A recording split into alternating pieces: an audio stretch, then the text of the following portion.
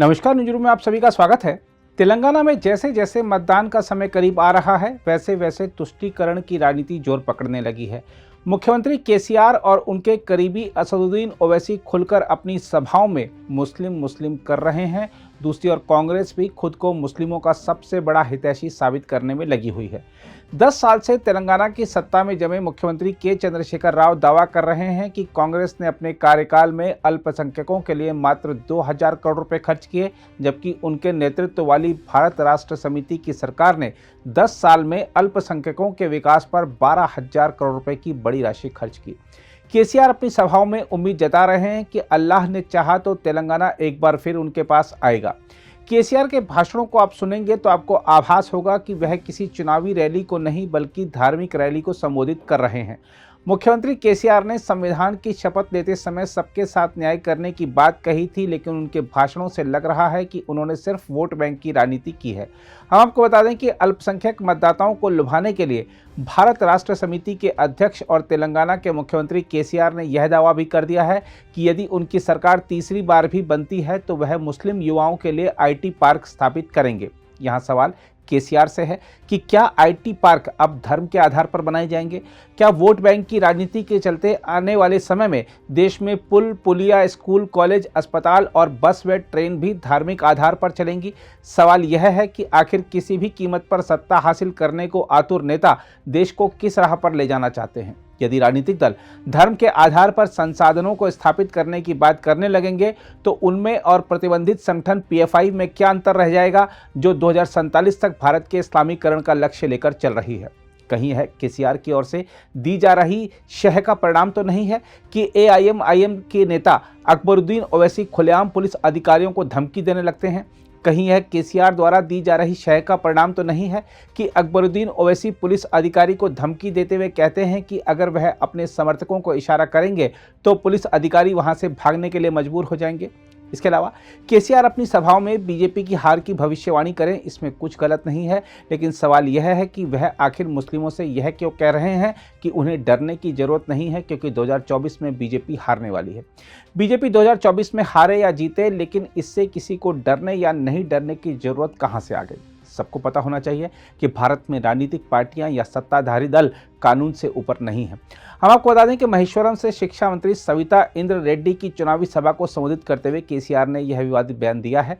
सुनिए केसीआर का वह भाषण, जो कि आपको एहसास कराएगा कि सत्ता के लिए नेता किस खतरनाक राह पर देश को धकेल रहे हैं। हम इसीलिए अपील करते हैं कि हमने तेलंगाना के लिए जद्दोजहद किया, तेलंगाना के लिए लड़ा।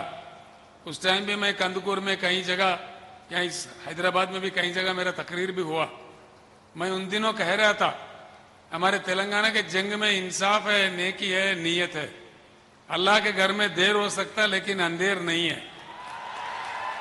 और अल्लाह का करम हुआ, तेलंगाना हासिल हुआ।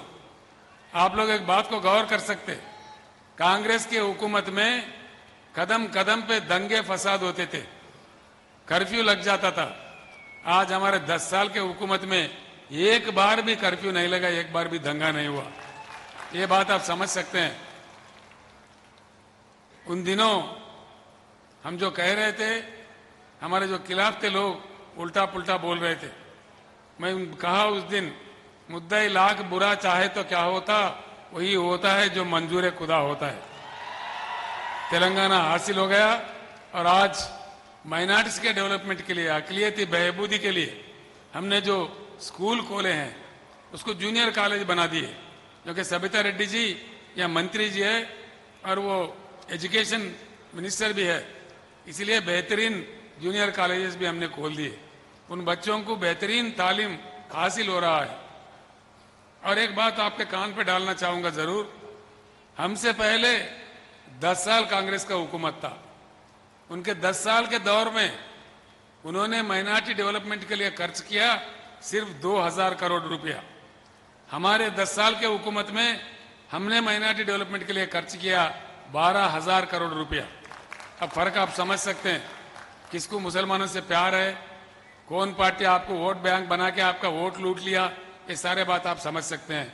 इसलिए यहाँ के तमाम भाइयों से मैं गुजारिश करना चाहूंगा, जब तक केसीआर जिंदा रहेगा तब तक तेलंगाना सेक्युलर रियासत ही बने रहेगा।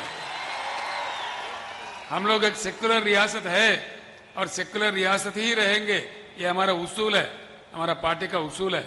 जो हमारे तेलंगाना का गंगा जमुना तहजीब है, पूरे हिंदुस्तान में हम एक मिसाल है पूरे देश के लिए, इसीलिए इसको बरकरार रखेंगे। सारे भाई हमारे साथ है। हम हिंदू और मुसलमानों को दो आंख समझते हैं, हर किसी को हमारे साथ लेके चलते हैं। इस प्रकार से हम लोग बिना कोई मजहब और मिल्लत के, बिना कोई फर्क के हम लोग सीधे सीधे काम करते हैं। आज हम पेंशन देते हैं, मुसलमानों को मिलता है। बच्चों के लिए रेजिडेंशियल कॉलेज बनाते हैं, मुसलमान बच्चों को भी मिलता है। यानी कि हर चीज में सभी को साथ ले जाना हमारा काम है। और एक बात जरूर बात है आपके कान पे मैं डालना चाहूंगा, जो औकाफी जायदाद जमीन है कांग्रेस के जमाने में सारे लूट लिए थे। आज हम सोच रहे मुसलमान नौजवानों के लिए मकशाए वंफ का जायजा लेके एक हम स्पेशल माइनॉरिटी बच्चों के लिए आईटी पार्क भी हैदराबाद में बनाने का मंसूबा सोच रहे हैं हम लोग। पहाड़ी शरीफ के पास ही सबिता जी कह रहे हैं, जब माइनॉरिटी बच्चों के लिए जो बनाने जा रहे हैं वो बिल्कुल आईटी पार्क पहाड़ी शरीफ के पास ही सबिता रेड्डी जी यहाँ खुलवा रहे। इन तमाम चीजों को देखते हुए आप लोग सबिता इंदिरा रेड्डी को जिताइए। बीआरएस सरकार एक ईमानदार सरकार है, हम रिश्वतखोर नहीं है, लोगों को हम लूटना नहीं चाहते। जितना भगवान या खुदा हमको बुद्धि दिया, उस बुद्धि से लोगों का तरक्की के लिए हम काम करते हैं। इस चीज को समझते हुए आप लोग जरूर यहाँ से माहेश्वरम असेंबली हल्के से सबिता इंदिरा रेड्डी जी को जिताइए।